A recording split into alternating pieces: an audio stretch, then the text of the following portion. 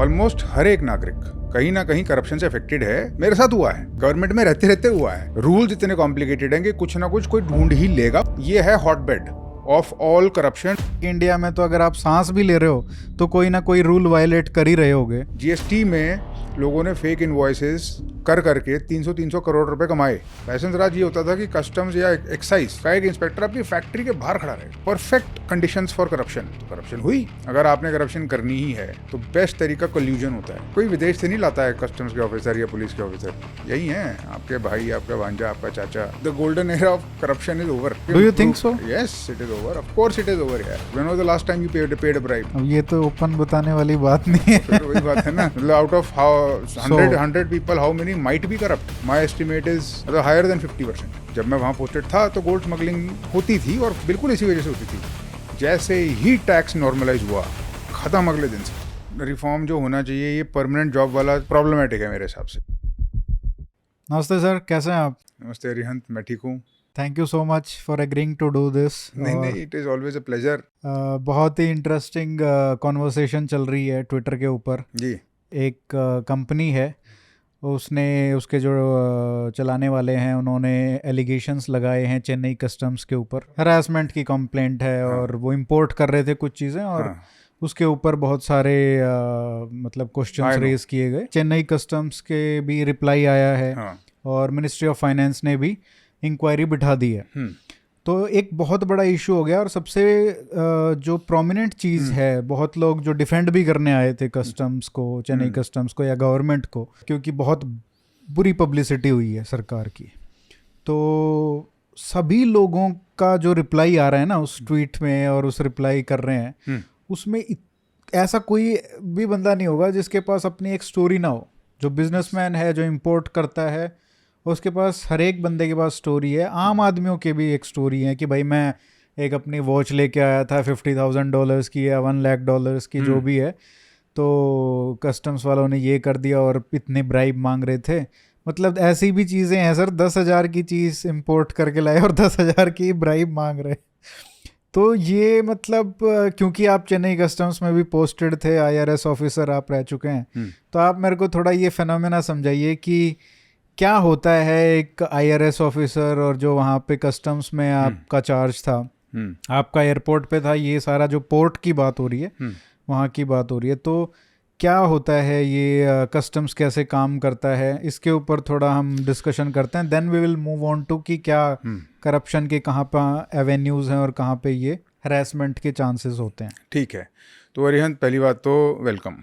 और ये बड़ी इंटरेस्टिंग कोलैबोरेशन है क्योंकि ये आपका शो है और वेन्यू ये ऐसा है, तो हमारे और दोनों ऑडियंस के लिए ये बड़ी इंटरेस्टिंग। और मैं हमेशा से I have always liked your content. Authentic content होता है आपका। Thank you sir. आपका सवाल वाजिब है। ये जो इंसिडेंट हुआ है ये एक आइसोलेटेड इंसिडेंट नहीं है। हमारे देश में सिर्फ बिजनेसमैन ही नहीं, ऑलमोस्ट हर एक नागरिक कहीं ना कहीं करप्शन से अफेक्टेड है। आपके साथ भी कहीं ना कहीं एक्सपीरियंस तो हुआ ही होगा। आई डोंट बिलीव कि कोई ऐसा इंसान है जिसके साथ कोई बुरा एक्सपीरियंस ना हुआ हो। मेरे साथ हुआ है। गवर्नमेंट में रहते रहते हुआ है। गवर्नमेंट के बाहर आते हुआ है। मैंने जब अपना स्टार्ट करा तो मैंने GST सर्टिफिकेट लिया, मेरे साथ तब हुआ है। मेरे को अभी भी लोगों के फ़ोन आते हैं, लोग बोलते हैं सर हमारा रिफंड नहीं आ रहा, या सर हमारा ये नहीं हो रहा, वो नहीं आ रहा, आप किसी को जानते हो? तो this is a consistent phenomena. ये इंसिडेंट हाईलाइट कर देता उसको। अच्छा, जहाँ तक बात आती है कस्टम्स की, अभी तक मैंने आपको बताया कि this is the general phenomena. Mostly this is पेटी करप्शन एंड हरासमेंट जो अलेज करी जा रही है। बिल्कुल। जब बात आती है कस्टम्स की, कस्टम्स एक ऐसी ऑर्गेनाइजेशन है, डिपार्टमेंट है, जिसका पाला टैक्स पेयर से पड़ता है। Custom GST both, income tax also for that matter, but businesses के साथ नहीं पड़ता है income tax. Income tax is a personal tax, it's directly on the individual. Customs and GST is on the business और on the consignment. Therefore सारे वो businessman हैं। Customs का काम है कि उस बॉर्डर के पार कुछ भी ऐसी चीज़ ना आए जो रूल्स में लिखी है कि ना आए, और बाकी जो ठीक लोग हैं उनको फैसिलिटेशन मिले। These are two things which are always consistent with customs. Customs के रूल्स कॉम्प्लिकेटेड हैं। इस दुनिया में लगभग अनगिनत टाइप के गुड्स और चीज़ें हैं। उन सब गुड्स और चीज़ों की एक डायरेक्टरी बनाई गई है, उसको कहते हैं HSN, harmonise system of nomenclature. It is like a dictionary of all the goods in the world that you can import. Nut से लेकर, जूते से लेकर, लेदर से लेकर, कुछ भी आप मान लो, हर एक आइटम लिस्टेड है और हर एक आइटम के सामने एक उसका कोड है। हम एक ऐसे एरा में हैं जब कस्टम्स हर एक कंसाइनमेंट नहीं रोकता है। ये 1991 के बाद हुआ था। पहले हर एक कंसाइनमेंट कस्टम रोकता था। अब आज की डेट में अगर आप एयरपोर्ट से भी जाओ, जो कि that is also customs, passengers पे भी कस्टम्स होता है, तो कोई रोकता थोड़ी है आपको। आप ग्रीन चैनल के थ्रू निकलते हो, और अगर किसी को कोई डाउट हो तो कस्टम ऑफिसर वहाँ पे खड़ा हो सकता है, आपको रेड चैनल में बुलाए, फिर इन्वेस्टिगेट करे, फिर अगर कुछ मिलेगा तभी तो पैसे मांगेगा ना। ऐसे तो रैंडमली तो किसी से मांग नहीं सकता। अंडर द CCTV कैमरा आज की डेट में, जैसे ट्विटर पे बवाल हो गया, it will take a minute. आप ऐसा किसी का हरासमेंट करके दिखा दो, पॉसिबल ही नहीं है। अच्छा, प्रॉब्लम ये है कि लॉज आर कॉम्प्लिकेटेड, पूरी कंप्लायंस कोई नहीं कर सकता, ये रियलिटी के बाउंड्स के बाहर है। एनिमल क्वारंटीन का सर्टिफिकेट लेकर आओ, ये लेकर आओ, वो लेकर आओ। जो कॉन्फ्लिक्ट होता है परफेक्ट कंप्लायंस में और कस्टम्स के रूल्स में, वहाँ पर ये प्रॉब्लम क्रिएट होती है। ये है हॉटबेड ऑफ ऑल करप्शन और all efficiency of all harassment and और एलिगेशंस ऑफ हरासमेंट यहाँ होती है। ठीक है, अब यहाँ पर भी ऐसे ही कुछ हुआ है इस केस में। इस केस की बात ज़्यादा रेलिवेंट नहीं है, केस सब जुडिस है, मैटर अपने आप सामने आ जाएगा। मुझे लगता है कि वो कुछ सेक्स टॉयज मंगवा रहे थे, और ठीक है, वो उसको मसाजर की तरह क्लेम कर रहे थे। जैसे मैंने को बताया कि HSN में हर एक आइटम का लिखा रहता है क्या कोड है। अब हर एक कोड के आगे लिखा रहता है कि कितना टैक्स लगेगा। आप इम्पोर्टर हो, आपने देखा कि मेरा ये है, इसमें भी जा सकता है, इसमें भी जा सकता है। बहुत ऐसे आइटम्स होंगे जो आसपास से मिलेंगे, मतलब समझ रहे हो आप, they will be close, you can say here और हेयर, आपकी मर्जी है। जैसे आप एयरपोर्ट पे ग्रीन चैनल से निकालते हो, यहाँ पर भी आप इंपोर्ट करने के टाइम पर उस आइटम को खुद डिक्लेयर करते हो। कस्टम के पास अथॉरिटी है कि उसको रोक के पूछ सकता है कि ये ठीक डिक्लेयर करा है या गलत डिक्लेयर करा है। This is the system. Not all consignments are stopped, some consignments are flagged and then some consignments are investigated, जब उनको ऐसा लगता है कि नहीं, ये इस आइटम, इस क्लासिफिकेशन का जो आइटम है, ये एक्चुअली में उस आइटम का हो सकता है, क्योंकि शायद रेट का डिफरेंस हो, टैक्स का भी डिफरेंस होता है, ऑफ कोर्स, मतलब दैट इज, ये लूपहोल है। अब importer exporter, we do not know कि इंटेंशनली करता है या अनइंटेंशनली कर रहे थे, we do not know this. हमको बेनिफिट ऑफ द डाउट दे देना चाहिए, बट मिसक्लासिफिकेशन कहीं ना कहीं कस्टम को लगता है कि है भाई, कस्टम का कहना है और उसका हक बनता है ये कहना कि इसमें नहीं, इसमें क्लासीफाई होना चाहिए। हमने वो डिटेक्ट कर ली, गलती डिटेक्ट तो हो गई, यहाँ तक तो बात ठीक है। प्रॉब्लम ये है कि इंडिया में जस्टिस नहीं मिलती। अगर कोई केस बना जाता है तो वो केस लड़ते लड़ते तुम्हारे बाल उड़ जाएंगे, तुम मतलब जान निकल जाएगी तुम्हारी। 5 से 10 साल तुम उस केस को ही लड़ते रहोगे, चाहे उसकी जरा सी भी वैल्यू हो, जितना भी लंबा हो। उस टाइम पर, उस मुकाम पर, उस point of space and time पर, जब तुम्हारा माल कहीं पे फंसा हुआ है और तुम इंपोर्टर हो, तुम एक्सपोर्टर हो, तुम्हें गवर्नमेंट का लूपहोल एक्सप्लॉइट कर रहे थे या नहीं कर रहे थे, अगर किसी ने उंगली उठा दी, केस बना दिया, तो तुम उस लीगल टैंगल में फंस गए। आप समझो, अब उस लीगल टैंगल में फंसने के टाइम पे क्या करेगा बिजनेसमैन? बिजनेसमैन के लिए सबसे इंपॉर्टेंट चीज़ यही है ना कि उसके लिए डिले नहीं होना चाहिए, उसका बिजनेस इस पर डिपेंड करता है। एक स्टार्टअप, एक एंटरप्रेन्योर आज की डेट में इसी चीज़ से पीड़ित है कि इंडिया में इतनी ज़्यादा कंप्लायंस है, इतनी ज़्यादा माथापिच्ची है कि आप कोई काम कर ही नहीं सकते। वैसे भी बिजनेस बहुत डिफिकल्ट करना एक काम है। मतलब we are talking about the fact कि बिजनेस में सक्सेस तब होती है जब आप कोई ऐसा काम करो या कोई ऐसा इंपोर्ट करो आइटम, या कोई ऐसी सोल्यूशन क्रिएट करो जो प्रोडक्ट मार्केट फिट हो, जो लोगों की प्रॉब्लम सॉल्व करे और जो किसी और ने ना कर रखी हो। क्या प्रोबेबिलिटी है इसकी कि तुम ऐसा कर पाओगे? Extremely low, right? Extremely low, unless तुम इलोन मस्क और तुमने कोई ऐसी चीज़ बना दी जो बनी नहीं है अभी तक, वो होता नहीं है। अच्छा, अगर ऐसा है और ऑलरेडी इतना कम्पिटिटिव इन्वायरमेंट है तो बिजनेसमैन करेगा क्या? लूपहोल्स, जो टैक्स है, जो कि इंडिया में taxation is high, that is your margin for profit margin for most people and for most businessman. Very few businesses and entrepreneurial ventures have the luxury to say कि भाई मैं तो पूरा टैक्स भी दूंगा और मेरा उसके पास प्रॉफिट आफ्टर टैक्स 20-30% का भी है तो मैं कमा सकता हूँ। रेयरली होता है, मार्केट कंपेरेटिव है। ये है पूरी की पूरी प्रॉब्लम की। बिजनेस की साइड पे प्रॉब्लम ये है कि it is hyper competitive, loopholes exploit करना चाहते हैं लोग। गवर्नमेंट की साइड की जो शेय है, जो उनके पास लेवरेज है, वो ये है कि हमारा जुडिशियल सिस्टम इतना स्लो है कि अगर किसी ने उंगली भी उठा दी तो भी आप फंस गए।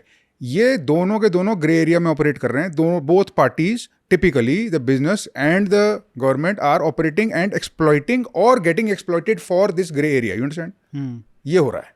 तो अभी जैसे इन्होंने कंप्लेंट कर दी, और ये पहली बार नहीं हुआ है, ये पहले भी इन्होंने ऐसी कंप्लेंट की है जहाँ पे इनसे ब्राइब मांगी गई है, और इन्होंने उसके बाद इनका और हरासमेंट हुआ है।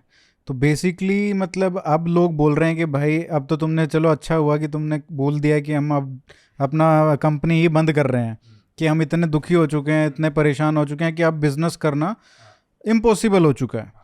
तो क्या इस तरीके की पॉसिबिलिटीज़ हैं कि अगर वहाँ पे जो पोर्ट्स पे या कस्टम्स में बैठे लोग हैं, अगर आपने उनके खिलाफ शिकायत कर दी तो वो ज़्यादा मतलब विंडिक्टिव हो जाएंगे और आपको पनिश करेंगे, आपकी नेक्स्ट कंसाइनमेंट तो फिर क्लियर नहीं करेंगे, या इस टाइप की चीज़ें?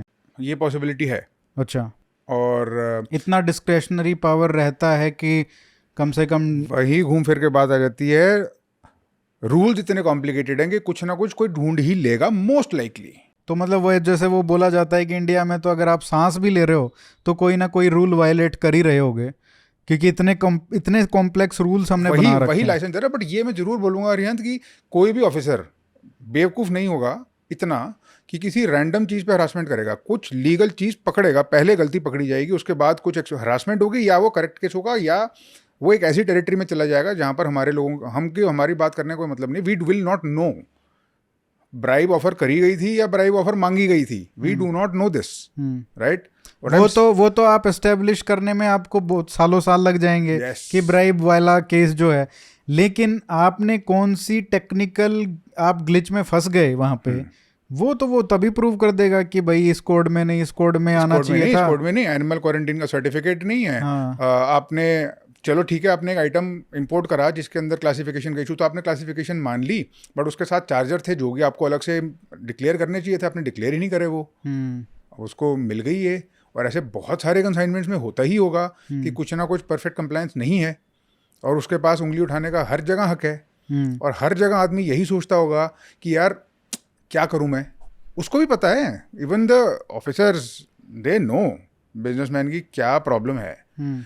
मोस्टली, एंड मैं आपको सच बताऊं, एक डील हो जाती होगी, ज़्यादातर आपस में बात हो जाती होगी, सबको पता है ना। मैं वही तो बोल रहा हूँ आपको, the business and the authorities both are operating in this grey area. They both no justice वस्टिस नहीं मिलेगा जल्दी, टाइमली।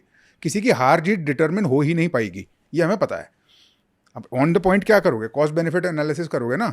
आप भी कहानी आगे बढ़ाओ, हम भी कहानी आगे बढ़ाएं, आप अपने घर जाओ, हम अपने घर जाएं, डील कर लेते हैं, कॉम्प्रोमाइज़ कर लेते हैं।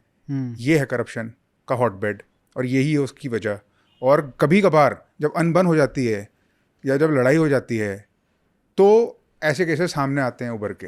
अब again benefit of the doubt है, मेरे को नहीं पता कि किसने हरासमेंट करी है किसने नहीं करी, बट मैं आपको ये बता सकता हूँ, कस्टम्स ऑफिसर या पुलिस ऑफिसर या कोई भी ऑफिसर अपने सर पे ये कंप्लेंट वाली मुसीबत नहीं लेना चाहेगा, और तब तक कुछ बोलने का हक नहीं रखेगा जब तक उसके पास कुछ लीगल पॉइंट नहीं है। तो कुछ लीगल पॉइंट के बिना तो बात हो ही नहीं सकती। That is one. अब क्या वो लीगल पॉइंट क्रिमिनल है, और इतना क्रिमिनल है कि उसको इतना पनिश कर दिया जाए कि उसको अपना बिजनेस बंद कर देना चाहे? This has to be determined by policy makers. क्यों इतने कॉम्प्लिकेटेड लॉज हैं हमारे? ये तो नेशनल न्यूज़ बन गई। मतलब ये तो बहुत रेयर इंस्टेंस है कि किसी ने इतना बड़ा सोशल मीडिया पे ये एक पोस्ट डाला और उससे इतने पूरे देश में हाहाकार मच गया। मतलब ऑनलाइन तो हो ही गया, नहीं मतलब कि मिनिस्ट्री ऑफ फाइनेंस को एक इंक्वायरी कमेटी बिठानी पड़ी। मिनिस्ट्री, हाँ, ये मुझे लगता है ये हमेशा होता रहता है। हाँ, ये एक ऐसा एपिसोड है जिसने स्टीम पकड़ ली बहुत। अंडरलाइंग प्रॉब्लम्स सरफेस हो रही है ना, लोग इसलिए एग्रेवेटेड हैं, और हम ये पॉडकास्ट भी इसीलिए कर रहे हैं क्योंकि ये सबको अफेक्ट कर ही रही है चीज़। इंडिया में ईज ऑफ डूइंग बिजनेस कुछ नहीं है, इंडिया में काम करना आसान नहीं है, इंडिया में कंप्लायंस ज़्यादा है, इंडिया में ग्रे एरिया ज़्यादा है, इंडिया में अथॉरिटीज़ हैं, और जिस हद तक कंट्रोल करा सकता है कंट्रोल हो रही है। मैंने 10 साल 11 साल काम किया है गवर्नमेंट में, और various departments, not just customs. मैंने देखा अपनी आंखों के सामने ग्रेजुअली करप्शन मैंने कम होती देखी। अच्छा। फेसलेसनेस आती मैंने देखी, डिजिटाइजेशन मेरे सामने हुई, जीएसटी मेरे सामने आया, मैंने ये चेंजेस देखे। जीएसटी में लोगों ने फेक इनवॉइसेस कर करके 300 करोड़ रुपए कमाए, देखे मैंने कैसे कमाए वो लोगों तो ने। इसकी थोड़ी बात करते हैं कि मतलब जैसे आप सर्विस में कब एंटर किए थे? 2011 2011 में, और 10 साल में फिर उसके 11 बाद साल, आप, हाँ, 11-12। तो क्या क्या चेंजेस आपने देखे हैं जिससे आप कह सकते हो कि एनवायरनमेंट जो है करप्शन का वो कम हुआ है इवेंचुअली? सबसे बड़ी चीज़ जो हुई कस्टम्स में वो मेरे आने से पहले हो गई थी, जो कि मैंने आपको बताया, ग्रीन चैनल। अच्छा, ये कब हुआ? 1991 के आसपास, ओके। जब पूरी की पूरी इकोनॉमी लिबरलाइज हुई। ये लाइसेंस राज जिसको हम बोलते हैं ना, पहले लाइसेंस राज हुआ करता था। लाइसेंस राज ये होता था कि कस्टम्स या एक्साइज का एक इंस्पेक्टर आपकी फैक्ट्री के बाहर खड़ा रहेगा। अच्छा। यस, फैक्ट्री से कोई माल बाहर निकालो, एक्साइज दिया नहीं दिया वहाँ चेक करेगा। लाइसेंस राज हुआ करता था, इसी वजह से it got a bad reputation. और of course it is perfect conditions for corruption. तो करप्शन हुई, वो पावर अब्यूज हुई, लोग परेशान हुए, बिजनेस नहीं बढ़ पाया। उस वक्त 1991 से पहले भारत में एक डिससेटिस्फैक्शन और एक लैक ऑफ ट्रस्ट, मिसट्रस्ट हुआ करता था बिजनेस को लेके, गवर्नमेंट में खासकर। इकोनॉमी लिबरलाइज नहीं हुई थी, हम कैपिटलिस्ट थे ही नहीं, सोशलिस्ट बैकग्राउंड है हमारा। For the most part socialist फंडों पे चल रहे थे हम लोग। फिर हमें रियलाइज हुआ कि नहीं, ये नहीं करना, कैपिटलिज्म की तरफ थोड़ा तो जाना ही पड़ेगा। आज भी वही विवाद चल रहा है किसी हद तक, यही वही तो है। This case is an example of it. Government regulation versus business autonomy, यही कॉन्फ्लिक्ट है ना। बिल्कुल। और उसके बीच में ये लॉज हैं, और उसके ऊपर ये जुडिशियल सिस्टम है, और उसके अंदर सेल्फिश मोटिव्स हैं, और उसके अंदर ग्रीड है, उसके अंदर प्रॉब्लम्स हैं, उसके अंदर हरासमेंट है, और उसके अंदर करप्शन है। ये एक अजीब सा इंटेंगल्ड मेस है। और ये हमने देखा। आपने पूछा कि क्या क्या मैंने देखा। मैंने देखा जब तक मैं आया कि डिजिटाइजेशन हो चुकी थी, ग्रीन चैनल आ चुका था। 90% and above people in customs, चाहे वो इम्पोर्टर हो, एक्सपोर्टर हो, या पैसेंजर हो जो एयरपोर्ट से उतर रहा है, डिक्लेरेशन नहीं करता है। उसके पास हक है ग्रीन चैनल से जाने का, कस्टम्स वाले के पास हक है उसको रोक के सवाल पूछने का, अगर उसके पास कुछ रीज़न है, उसको शक लगता है तो। इस वजह से ट्रेड में बहुत फैसिलिटेशन हुई। मैंने देखा कि कस्टम्स के पास एक सिस्टम है, उसको कहते हैं RMS, risk management system. AI use हो रहा है कस्टम्स में बहुत पहले से, बिफोर इट बिकेम पॉपुलर है। क्या है ये AI use? Risk management system है कि अब इंडिया में बहुत सारे अलग अलग कंटेनर्स, बहुत सारे अलग अलग आइटम्स आ रहे हैं अलग अलग पोर्ट्स के थ्रू। कोई एयरपोर्ट से इंपोर्ट करता है, कोई सी से इंपोर्ट करता है। अब कैसे रखोगे चेक तुम? एक कंटेनर इस कमरे इतना बड़ा होता है, कोई अंदर घुस के थोड़ी दिखेगा उसके अंदर क्या है क्या नहीं है। Most ports don't even have x-ray machines, कि वो बहुत हाईटेक चीज़ होती है, वो अमेरिका में भी कम ही जगह पर है। बट एनीवे, RMS ये होता है कि आपने एक बिल ऑफ एंट्री फाइल करी। बिल ऑफ एंट्री मतलब मेरा ये कंटेनर है, ये मेरे कंटेनर में आइटम है, मेरे कंटेनर के आइटम की जो क्लासिफिकेशन है वो ये है, उस क्लासिफिकेशन के मुताबिक इतना टैक्स बनता है, और ये टैक्स मैंने जमा कर दिया, दिस इज़ योर डिक्लेरेशन। आपने कर दी, ये गई उसके अंदर, सिस्टम के अंदर RMS। ये सारा टेक्निकल कंप्यूटर में हो रहा है, to put it in a over simplified laymanish way. Customs risk management system को पता है कि रिस्क के पैरामीटर्स क्या हैं। अगर कोई कंसाइनमेंट पहले इस टाइप में फ्लैग हो चुकी है कि भाई लोग लूपहोल एक्सप्लॉइट कर रहे हैं, तो उसके पास डेटा है, तो वो शायद फ्लैग कर देगा। वो बोलेगा कि ऑफिसर के पास इंस्ट्रक्शन आएगी उसकी स्क्रीन पे कि इस टाइप के कंटेनर को आप 10% इंस्पेक्ट कर लो, ये आएगी उसके पास। तो वो सिस्टम बताएगा कि किस टाइप के कंसाइनमेंट्स में क्या चीज़ देखने लायक है। तो वो ऑटोमेटेड होता है? ऑटोमेटेड होता है। तो ऐसे मैं डिसाइड नहीं कर सकता एज एन ऑफिसर, मेरी डिस्क्रिप्शन नहीं है कि मैं बस जाके चेक कर लूँ? नहीं, जब तक RMS आपको फ्लैग नहीं करता तब तक आप क्या चेक करोगे? जाके चेक नहीं कर सकते। नहीं कर सकते। You will need some reason for it. RMS flag करेगा तभी चेक करोगे। तो क्या इस केस में ऐसा हुआ होगा? अब RMS तो हुआ ही होगा, कुछ ना कुछ फ्लैग तो हुआ ही होगा, तभी तो कस्टम ऑफिसर ने देखा कि भाई बिल ऑफ एंट्री में ये है, ये आइटम नहीं, ये आइटम होना। तो हो सकता है एक हिस्ट्री हो इस टाइप के केसेस की, कि भाई इस टाइप के आइटम को नहीं मंगवाना चाहिए, इस क्लासिफिकेशन में लोग ये यूज़ कर रहे हैं। अच्छा। टिपिकली यही होता है, टिपिकली ट्रेड प्रैक्टिसेस होती हैं। और चेन्नई की बात नहीं है, यही आइटम मुंबई में भी आ रहा होगा, यही आइटम दिल्ली में भी उतर रहा होगा।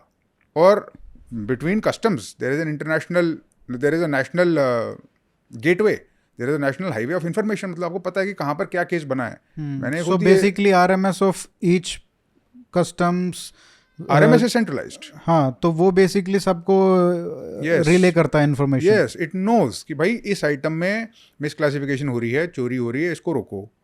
और उस टाइप के आइटम्स को हो सकता है आइटम को फ्लैग करे, हो सकता है sometimes ports of destination are tricky. भाई इस पोर्ट से आ रहा है तो चेक कर लो, इसमें काउंटरफीट हो सकता है, नारकोटिक्स हो सकते हैं, इसके आइटम्स के अंदर कुछ टैक्स के झोल हो सकते हैं, आइटम्स डॉजी हैं, इम्पोर्टर डॉजी है, ये सब उसके पास रिस्क पैरामीटर्स होते हैं, उसके हिसाब से ये फ्लैग करता है ये डिजिटल सिस्टम. और ये बहुत पहले से चल रहा है. तो इनकम ये RMS आपके जाने से पहले ही हो गया था. हाँ, ये था वहाँ पे. ओके. अब तो ये काफ़ी एडवांस हो गया है. आर्टिफिशियल इंटेलिजेंस को भी यूज करते होंगे अभी तो. ऑफ कोर्स, बिकॉज कस्टम्स वाले इट्स नॉट ह्यूमनली पॉसिबल. आप I was posted at the airport, आप भूल जाओ कि आप हर किसी का बैग चेक कर सकते हो. अगले दिन नौकरी चली जाएगी आपकी अगर आपने ऐसी कोई भी हरकत करने की कोशिश करी. आपने लोगों को हरास करा और लाइन में लगाया, वहीं पर लोग फ़ोन खोल के स्टार्ट हो जाएंगे आपकी फ़ोटो खींचना, और सीधा ट्विटर पे ही जाएगा सब कुछ. that is the nature of it. So without a loophole being caught, you can't do anything. Anyway, RMS was there. RMS के बाद बहुत बड़ा चेंज आया जब इनकम टैक्स ने फेसलेस असेसमेंट कर दी. करप्शन का बेसिक फंडा ये है कि डिस्क्रेशन होनी चाहिए, बट करप्शन तब होगी ना जब मुझे पता होगा कौन कर रहा है वो डिस्क्रेशन. नाम होगा ना ऑफिसर का, तब उसको जाके अप्रोच करा जाएगा, फिर उससे बात करी जाएगी, फिर एक डील होगी, फिर पैसे दिए जाएंगे या लिए जाएंगे, जो भी होगा. बट अगर फेसलेसनेस हो जाए, आपने डिजिटल नेटवर्क पे अपलोड करा, उसके बाद कहाँ जा रहा है वो, कौन सा ऑफिसर असेस कर रहा है, आपको नहीं पता चलेगा. क्या ऑफिसर को पता है कि मेरा नाम एड्रेस क्या है? तो वो तो फेसलेस कहाँ हुआ फिर? मतलब फेसलेस आपकी साइड से हुआ था एटलीस्ट. तो मतलब पूरी पावर तो फिर उसके पास होगी ना, ऑफिसर के पास. वो तो अप्रोच कर ही सकता है मतलब वो कि भाई तेरा 50 करोड़ का टैक्स वो है, हाँ. तो मेरे को 10 करोड़ दे दे, बाकी तेरा हो जाएगा क्लियर. नहीं हो सकता. It is not so easy. तो ऐसे हाँ, मतलब अभी भी होता तो है ही. हाँ, there is a functional separation of roles, so no single officer handles a case end to end. Okay. It seems. So the taxpayer side will lose visibility. Officer side does not necessarily lose visibility of the identity. The officer knows the PAN, case facts, income, business nature, financials, because they need that information to assess correctly. However, that is the key. The officer does not see any personal identifiers. But pan से बड़ा क्या identifier होगा? उसमें तो सब clear ही है. They don't see personal identifiers like basically address, मतलब address वगैरह नहीं है. address, jurisdiction, contact information or relationship history is not visible. तो मतलब कुछ एक असेसमेंट, हाँ कुछ फायरवॉल तो है. हाँ, मतलब not obviously completely at the discretion of You one can't. Officer. और नहीं तो वहाँ पर तो लोग डेरा लगा के बैठ ही जाएंगे फिर ये करने के लिए. It would have given rise to these massive mafias by now. There must be some good mechanisms, which there are apparently. So there are 4 separate units operating digitally under the National Faceless Assessment Scheme. Assessment unit जो कि examine करती है case को, verification unit जो कि fact check करती है, जो क्रॉस वेरीफाई करती है, टेक्निकल यूनिट जो लॉ और अकाउंटिंग वैल्यूएशन को हैंडल करती है, और रिव्यू यूनिट जो क्वालिटी चेक करती है बिफोर फाइनलाइजेशन. तो कोई भी एक केस एक इंसान के पास ना जाके इन मल्टीपल यूनिट्स में जाके असेस होकर निकलता है. शायद इसलिए अब हम इनकम टैक्स में वो सब कंप्लेंट्स सुनते नहीं है, कम हो गई, हरासमेंट वाली, कि इंडिविजुअल को टारगेट किया जा रहा है. और कम हो गई, वो नहीं पता बिल्कुल. चलता. हाँ, अब मतलब you can't see that on social media, जिस तरीके से ये इनडायरेक्ट टैक्सेस का और ये इंपोर्ट्स का ये यहाँ पे होता है कस्टम्स में. यस, इसी चीज़ को अब कस्टम में डाला गया है, तो तुरंत कस्टम्स इनिशिएटिव बोलते हैं इसको. अच्छा. Faceless assessment of bills of entry, ये 2020-21 में रोल आउट हुआ था. सिमिलर लॉजिक है. इंपोर्ट डॉक्यूमेंट्स डिजिटली असाइन होंगे ऑफिसर को, जो कि किसी भी कस्टम डिपार्टमेंट, किसी भी कस्टम फॉर्मेशन में बैठा हो सकता है. अच्छा, जहाँ पे इंपोर्ट हो रहा है वहाँ जरूरी नहीं है कि उसी के पास जा रहा हो. क्योंकि टेक्निकल चीज़ देखनी है आपको, तो कहीं से भी हो सकती है, आपको क्यों वहाँ बैठना है. ठीक. अच्छा. Importer exporter does not know who is assessing the bill of entry. The assessing officer sees the importers IEC, import exporter code. Description दिखेगी गुड्स की, वैल्यूएशन दिखेगी, कंप्लायंस हिस्ट्री दिखेगी. No direct personal or regional contact is algorithmically distributed. तो ये है, this is the. But हाँ, ये आपकी बात ठीक है कि एक एसिमेट्री है. टैक्स पेयर की साइड पे बिल्कुल एकदम ओपेक है, आपको बिल्कुल आइडिया नहीं है. असेसिंग ऑफिसर की साइड पे पता है उसको, टैक्स पेयर के केस का असेसिंग, उसका पैन पता है, उसका IEC पता है, उसके फाइनेंशियल्स पता है. ठीक है, मतलब वो पैन तो उसको पता ही करना ही पता पड़ेगा, होना उसके बिना तो वो कैसे असेस नहीं कर सकता, असेस नहीं करेगा ना। बस ये है सिचुएशन। तो एटलीस्ट ये भी है कि उसमें भी कुछ चेक्स डाले हैं, यस, तो ओवरऑल ठीक है, मतलब ये भी एक रिफॉर्म कह सकते हैं इसको। और फेसलेसनेस हो गई, ये हो गया, विजिलेंस मैकेनिज्म्स ओके बेटर हुए। और खासकर मैंने देखा कि there was always a sentiment कि भाई करप्शन पे अब हार्डनेस और स्ट्रिक्टनेस बढ़ गई है। और सबसे बड़ा चेंज जो मैंने देखा वो सोशल मीडिया ही था, टू बी ऑनेस्ट। अच्छा वो जो स्क्रूटनी सोशल मीडिया लेकर आता है वो गवर्नमेंट भी नहीं ला पाई, और वो एक नेचुरल डेटरेंट बना, लोग उसके बारे में कॉन्शियस हुए। स्टिंग ऑपरेशंस होने स्टार्ट हुए, पहले आपको याद होगा स्टिंग ऑपरेशंस हुआ करते थे। हाँ उसके बाद हर किसी के पास कैमरा आ गया है, हर कोई रिकॉर्डिंग कर सकता है। तो अब it is not so easy कि आप अपनी दुकान चला रहे हो ऑफिस में बैठ के, you can not do that.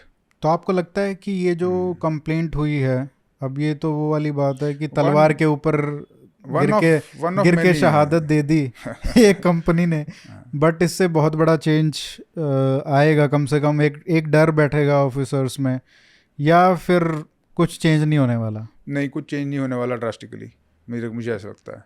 अच्छा तो क्योंकि ये वन ऑफ मेनी है, दिस इज जस्ट अनदर। तो फिर ये बताइए कि क्या क्या मतलब तरीके होते हैं, जो एवेन्यूज होते हैं, जिस तरीके से वहाँ पे भी है ना इनोवेटिव कुछ चीज़ें करते होंगे ना ऑफिसर्स भी, कि भाई घर चलाना है तो उसके लिए तो तनख्वाह है घर चलाने के लिए, लेकिन और क्रिएटिव करप्शन, क्रिएटिव करप्शन, तो वेल्थ बिल्डअप करना वेल्थ है। बिल्डअप करने के लिए ना, क्योंकि बात तो ऐसे होती है सर, जैसे आपको भी पता होगा कि हाँ, मतलब सीजीएल की जो तैयारी करते हैं उनमें सबसे कोवेटेड जो जॉब होती है वो होती है एग्जामिनर की, वो पोर्ट्स वाला ही होता है शायद एग्जामिनर, राइट? Similar role. तो वो ऐसे बोलता है कि भाई 5 साल वहाँ पे नौकरी कर लो और फिर घर आ जाओ, रिटायर हो जाओ, कोई ज़रूरत नहीं है नौकरी करने की। यस, क्योंकि इतना पैसा हो जाता है, रोज का इतना पैसा है।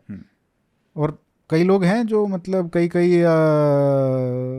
प्रॉपर्टियां बना लेते हैं इसके बाद। हाँ, तो इसके लिए आपको क्रिएटिव करप्शन की जरूरत नहीं है, ये सिस्टेमिक करप्शन से ही हो जाता है। अच्छा, सिस्टेमिक करप्शन होती है। हाँ, अगर आप कस्टम्स की ही बात कर रहे हो तो उसमें सिस्टेमिक करप्शन को स्पीड मनी बोलते हैं। स्पीड मनी क्या होता है? आप कोई इम्पोर्टर हो, आपका एक CHA होगा। CHA क्या होता है? Custom house agent. जैसे इनकम टैक्स देने के लिए आपका CA होता है, वैसे कस्टम डिपार्टमेंट के साथ हैंडल करने के लिए आपके CA को CHA बोलते हैं, आप इतना समझ। अच्छा, that is basically the same function. CA को इनकम टैक्स के रूल्स के बारे में डिटेल होती है, इंटरमीडियरी होता है वो डिपार्टमेंट और टैक्स पेयर के बीच में, और CHA is the same thing for customs. आप CHA फीस मांगेगा, you have to pay him, it's a service, right? और उसके लाइसेंस होते हैं जो कि कस्टम्स लाइसेंस CHAs ही होते हैं। वो फीस मांगेगा, उस फीस में एक पोर्शन होगा स्पीड मनी का। अच्छा, मतलब वो इनबिल्ट है उसका। Inbuilt, it is inbuilt. और ये बहुत कॉमन चीज़ है, सिर्फ स्पीड मनी की बात नहीं है। हर लाइसेंस में आप कोई सरकारी काम करा के देखो, मोस्ट केसेस जहाँ पर मास डिस्ट्रीब्यूशन है या मास सर्विस दी जा रही है, इट इज़ देयर। तो बेसिकली हर करप्शन जो बीच में मिडल मैन है, जो एजेंट्स है, जो आपका ड्राइवर लाइसेंस बनाता है कुछ पैसे लेके, जो आप वैसे काटते रहो, चक्कर नहीं बनेगा, तो वो एक तरीके से स्पीड मनी ही तो है ना। Systemic corruption, speed money is an example of systemic corruption. हाँ, यस, बिल्कुल, जो सिस्टेमिक करप्शन कस्टम्स की होती है उसको स्पीड मनी बोलते हैं। ठीक है। और ये वो है कि आपका जल्दी क्लियर हो जाएगा, बट अगर कुछ गड़बड़ निकली तो वो भी नहीं होगा। मतलब ये वो काम है जो वैसे ही उनको करना चाहिए। अच्छा, ये स्पीड मनी वाला वो काम है जो उनको नॉर्मल कोर्स में करना चाहिए। ऑफ कोर्स, तो आपको लाइसेंस देना भी तो चाहिए ना गवर्नमेंट को। आपको लाइसेंस, पासपोर्ट देना चाहिए। पासपोर्ट में तो खैर बहुत क्लीन कर दिया उन्होंने सिस्टम, क्योंकि extremely sensitive impression dependent service थी वो गवर्नमेंट की। It is now very clean because of that reason, and custom should also be like that only. क्योंकि बाहर से आदमी आता है तो उसका पहला इंटरेक्शन ये होता है, वहाँ पे एक्सपीरियंस बुरा नहीं होना चाहिए, बट इनवेरिएबली हो जाता है because of all these reasons. Corruption भी है, केसेस भी कॉम्प्लिकेटेड है, वगैरह वगैरह। बट हाँ, और क्या क्या तरीके होते हैं? एक स्पीड मनी हो गया। Speed money is a normal example of systemic corruption which exist in various department, but in customs it is called this. ठीक है। और इसके आगे जो तरीके होते हैं, they are more creative. The best way to build wealth, अगर आपने करप्शन करनी ही है और आप में नहीं है शर्म, तो बेस्ट तरीका कोल्यूजन होता है। अच्छा, बिजनेसमैन के साथ मिल जाओ, और बिजनेसमैन, आपने एक इशारा करा तो 10 खड़े हो जाएंगे पैसे लेके। रिश्वत देने वालों की भी तो कमी नहीं है ना, they are more than eager. क्योंकि उनके पास और कोई चारा भी नहीं है। नहीं, चारा क्यों नहीं है, अपना काम करें, बिजनेस में compete करें बाकियों से, हर कोई थोड़ी ना करता है ये। नहीं, compete किसके साथ कर रहे हो? compete कर रहे हो वो तो देके बैठा हुआ है उसका तो धंधा चल रहा है ना। नहीं, नॉट नेसेसरीली यार, नॉट ऑलवेज। मैं मानता हूँ कि मुश्किल है, बट हर कोई थोड़ी करता है। जो यहाँ पे लोग डिजिटल बिजनेसेस भी बनाते हैं। हाँ, तो उसमें डिजिटल वाला जो हमारा पूरा इकोनॉमी बन पाया वो इसलिए बन पाया क्योंकि the babudom was late to the party. उनको जब तक पता ही, ये जब बन गया पूरा आईटी का रेवोल्यूशन आ गया और सारा चीज़ें हो गया, वो तो मैन्युफैक्चरिंग को दबाने में लगे हुए थे। ये यहाँ पे ही हमारा ये बन गया। ऐसा हो सकता है यार, तेरे बाबू डम इज नॉट वन थिंग, क्योंकि रेगुलेशन ही नहीं थी आईटी के लिए इतनी सारी, जितनी सारी मैन्युफैक्चरिंग और factory. Something similar is happening with AI, या something similar is happening with AI.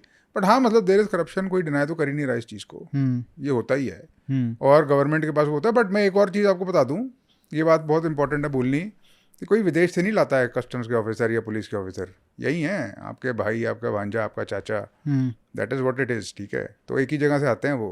ऐसा क्या हो जाता है कि वर्दी पहन के और एग्जामिनर बन के एकदम से उनको प्रॉपर्टी खरीदने की चुल हो जाती है, या एकदम से उनके 5-5, 10-10 करोड़ बन जाते हैं, है ना, कि वो एक अलग ही कैटेगरी का वो हो जाता है इंसान, जिसको हम बाबू डम बोलते हैं। कुछ नहीं होता, it is us, corruption is there inside us, it is there. हाँ, ये तो हम बहुत ऊंचे वाले पोस्ट की बात कर रहे हैं, जहाँ पे आईपीएस, आईआरएस ये वाले ऑफिसर्स बैठे होते हैं, जो मतलब उनको थोड़ा बहुत मतलब भाई पता है, पूरे मतलब मेहनत करी है, इतने बड़ी पोस्ट पे पहुंचे हैं। मतलब अगर आप करप्शन देखना है तो आप, मैंने एक पोस्ट भी किया था, दिल्ली पुलिस के एक वो थे लो लेवल ऑफिसर भी नहीं आता वो शायद, बट उन्होंने गुड़गांव जैसे प्राइम रियल एस्टेट में इन्वेस्ट किया है, और वहाँ पे आप देखो रिच भी मतलब नहीं अफोर्ड कर पा रहे हैं आजकल तो। जिस तरीके के रेट्स चल रहे हैं, मतलब मिडिल क्लास तो छोड़ ही दो, मिडिल क्लास तो प्राइस आउट हो ही गया रियल एस्टेट में से। तो सबसे ज़्यादा तो जो एक तो हमारे जो ब्यूरोक्रेट्स हैं, और एक जो गवर्नमेंट में ऑफिसर्स हैं जिनका इंटरफेस जैसे पुलिस में है, तो उनका बहुत ज़्यादा पैसा बन रहा है। एंटरप्रेन्योर्स का बन रहा है ज़्यादा, तो ब्यूरोक्रेट्स, करप्ट ब्यूरोक्रेट्स का तो कम ही बन रहा है अब। एंड आई थिंक हाँ, कम, कुछ लोगों का बहुत ज़्यादा बन रहा होगा, आउटलायर्स का, बट करप्शन तो हैज़ रिड्यूस्ड। ये तो कोई मानने के लिए तैयार नहीं है, क्योंकि वो नहीं मानने के लिए तैयार है, बिकॉज 10 साल पहले अगर मतलब लोगों की क्या फीलिंग है कि भाई ऐसे 10 साल पहले जितना करप्शन था आज उससे ज़्यादा ही है। ये फीलिंग गलत है, क्योंकि इस फीलिंग के पीछे कोई नंबर नहीं है सब्सटैंशिएट करने के लिए। ये बात करेक्ट है कि अभी भी एक अनएक्सेप्टेबल लेवल पे है, बट ये कहना कि बढ़ गया है despite A stupidity, because it is obviously reduced, because आपका इंटरेक्शन कम हो गया है। आपकी क्या है गवर्नमेंट के साथ इंटरेक्शन, जो पहले मतलब थी और उसमें आज में क्या? सारा डिजिटल है भाई। कहाँ मिलते हो तुम किसी ऑफिसर से? कोई आता तुम्हारे घर क्या? कोई आता तुम्हारी दुकान पे, कोई बोलता है तुमसे कि भाई ये करो वो करो, ये नहीं करो वो नहीं करो? आई एम श्योर जो बिजनेस रन करते होंगे उनके पास आते होंगे लोग। नहीं, देयर आर स्ट्रिक्ट, ऐसा नहीं होता है बहुत ज़्यादा। The entire thrust of the government and of the higher bureaucracy is to reduce interface. जितना कम इंटरफेस करोगे उतनी कम करप्शन होगी, तभी तो डिजिटाइजेशन करा जा रहा है इतना। और पॉइंट क्या है फेसलेसनेस का, आरएमएस का? कई इनकम टैक्स सारा का सारा डिजिटल होता है, कोई ऑफिसर थोड़ी आता है आपसे कलेक्ट करने। नहीं, मतलब ये तो हम हायर उसकी बात कर रहे हैं, मतलब जो आम जनता है जिसको मतलब कलेक्टर के ऑफिस में जाना होता है या लोकल जो डिस्ट्रिक्ट ऑफिस में जाना होता है, वहाँ पे जो सेंट्रल सेक्रेटरीट और ये सब बने हुए हैं, वहाँ पे तो सारे काम उनको वहीं पे जाके करवाने पड़ते हैं, चाहे लाइसेंस बनवाना है, चाहे जो नॉर्मल आम आदमी की जरूरत है। हम बड़े लोगों की बात नहीं कर रहे। हाँ, आम आदमी भी, हाँ, जिसको मतलब बहुत लोगों को नहीं चलाना आता है ये सब चीजें, तो उनको तो वहाँ पे फिजिकली जाके ही करवाना पड़ता है। तो और वहाँ पे सारे एजेंट ही बैठे हुए हैं सर, वहाँ पे सारे एजेंट बैठे हुए हैं। और सिस्टेमिक करप्शन का एक तरीका है, यही तरीका है। और इसको तो रेट तो बढ़ गए ना, इन्फ्लेशन तो बहुत आ गया उसमें। रेट कैसे बढ़ गए? मतलब जो 5-10 साल पहले जो रेट था पैसे देने का, वो बोर हो गया। जैसे मैं आपको एक एग्जांपल देता हूँ पुलिस का, जो ट्रांसपोर्ट पुलिस है। अब वहाँ पे पहले फाइन कम था, ठीक है, तो 100 रुपये दे के पुलिस वाले से जान छूट जाती थी। आज 10,000 रुपये फाइन हो गया है, तो 2,000 देने पड़ते हैं। तो उस तरीके से, क्योंकि आप एक तरीके से फाइन इतना स्ट्रिक्ट कर देते हो या पनिशमेंट इतनी स्ट्रिक्ट कर देते हो without facilitating the other things, तो आपके बेसिकली आपका जो मतलब एवेन्यू है ना करप्शन का, स्कोप है, वो आप बढ़ा देते वो हो। बढ़ा तो ये पोटेंशियल बहुत नहीं, पोटेंशियल बढ़ा देते, बट फिर अगर देख रहे हो तो पूरी तरीके से देखो ना, हम्म, जो रूल्स हैं एंटी करप्शन के और जो विजिलेंस है वो भी तो बढ़ गई है। तो अगर कोई हाँ 10,000 के 2,000 रुपये मांग रहा है तो डिस्प्रपोर्शनेट अमाउंट ऑफ रिस्क भी तो ले रहा है अपनी नौकरी के लिए 2,000 रुपये के लिए। हाँ, तो ये केस आ रहे हैं अब देखिए, मतलब एक वो उड़ीसा वाला केस आया था, 20-25 हज़ार रुपए लेते पकड़ा गया। उड़ीसा के तो बहुत सारे केस आ रहे हैं अभी। अब पता नहीं सरकार बदली है तो जो पुराने वाले जो लॉयल थे सरकार के उनको पनिश किया जा रहा है या जो भी है, बट अच्छी चीज हो रही है कि भाई इतने सारे करप्शन के इतने इतने प्रॉपर्टी, मतलब कई कई के तो कितने कितने प्लॉट निकले हैं। ये तो the golden era of corruption is over. अब हम एक do you think so? Yes it is over, of course it is over यार, of course it is over. When was the last time you paid a bribe? अब ये तो open बताने वाली बात नहीं है। फिर वही बात है ना क्योंकि ब्राइब पे करना भी तो वो है ना, हाँ, it's a criminal offence.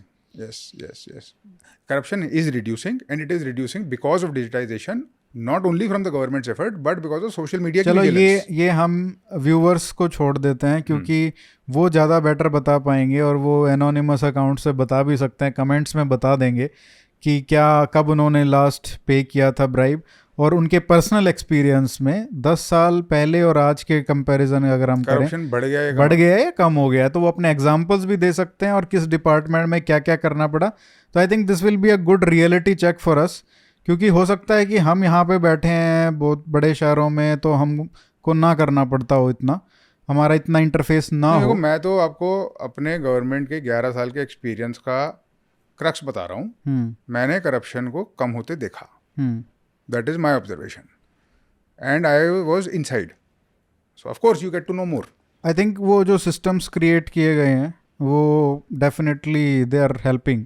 Systems 2-3 system create हुए ना, एक तो सिस्टम गवर्नमेंट ने किया, of course it helped, it definitely helped. एक सिस्टम सोसाइटी ने क्रिएट करा, social media, there is a court of public opinions. But आपको लगता नहीं कि फिर अगर ये चीज़ सही है तो फिर जो अब ये केस हुआ है, इतना हो हल्ला हो रहा है, तो लोग 100 बार सोचेंगे ये सब चीज़ें करना चाहिए। तो फिर आप ये कह रहे हो कि नहीं, कुछ चेंज नहीं आएगा इससे? रेडिकल चेंज नहीं आएगा, क्योंकि रेडिकल चेंज इसलिए नहीं आएगा क्योंकि लोग सोचेंगे या नहीं सोचेंगे भाई। लोग तो हमेशा कॉस्ट बेनिफिट एनालिसिस के लिए जुगाड़ करेंगे ही करेंगे। बिजनेसमैन अपनी कोशिश बेसिकली वो रिस्क ज़्यादा लेके करेंगे अब, राइट? उनका रिस्क बढ़ जाएगा ना अब। मतलब इतना भी मुझे नहीं लगता कि फर्क पड़ेगा कि रिस्क बढ़ जाएगा, रिस्क उतना ही है। इस टाइप का इंसिडेंट होने का रिस्क पहले भी था और अब भी रहेगा।